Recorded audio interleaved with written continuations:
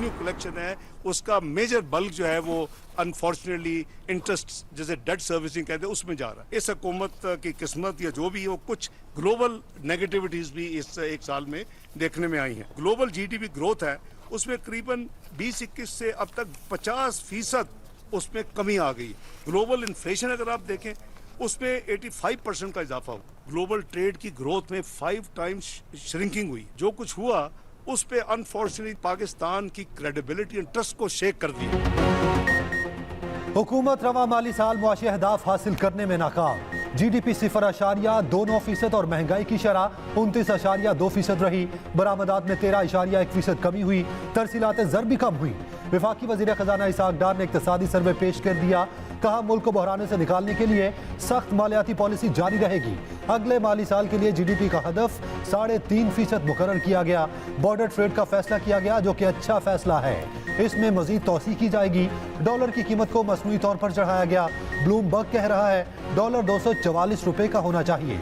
ज़राअत पर फोकस कर रहे हैं। सन्नत को जितनी सपोर्ट दी जा सकती है देंगे।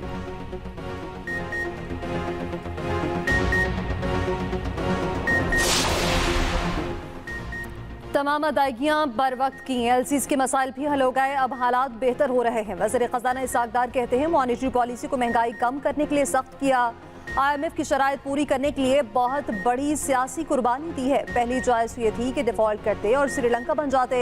दूसरी चॉइस ये थी कि पेट काटते मगर आलमी वादे पूरे करते। हुकूमत की पहली तरजीह सॉफ्टवेयर अदायगियां बर वक्त करना है। गंदम, खाद और गैर मुल्की ज़र मुबादला भारी मिकदार में स्मगल हुआ। हमारे पड़ोसी मुल्क में रजीम तब्दील हुई, उनकी ज़रूरत भी यहीं से पूरी होती है।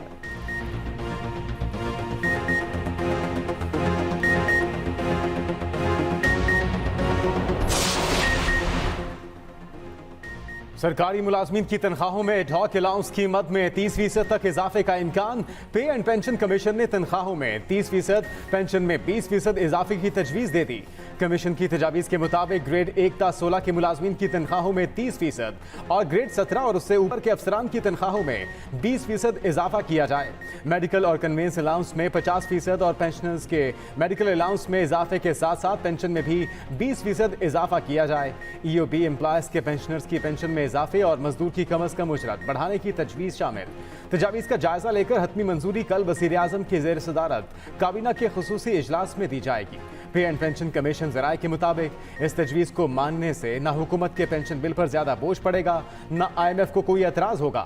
ज़राए वज़ारत ख़जाना के मुताबिक पे एंड पेंशन कमीशन की जानिब से तैयार करदा सिफारिशात पर पिछले माली साल अमल दरामद नहीं हो सका था।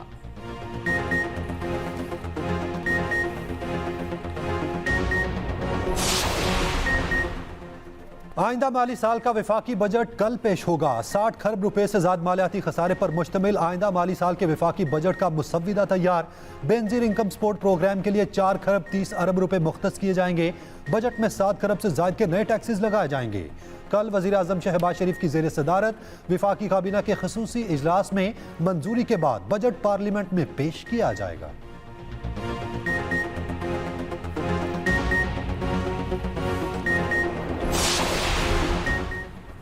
आइंदा माली साल पाकिस्तान की मुआशी शरह नमू 2% रहेगी। वर्ल्ड बैंक ने पेशगोई कर थी। वर्ल्ड बैंक की रिपोर्ट के मुताबिक अगस्त 2022 के सैलाब के असरात और पॉलिसी बेयकीनी ने पाकिस्तान में पैदावार मुतासर की। दरामदी खुराक, तवानाई और कामाल की अदायगी के लिए ज़र मुबादला की किल्लत रही। सनती पैदावार मार्च 2023 तक 25% कम रही।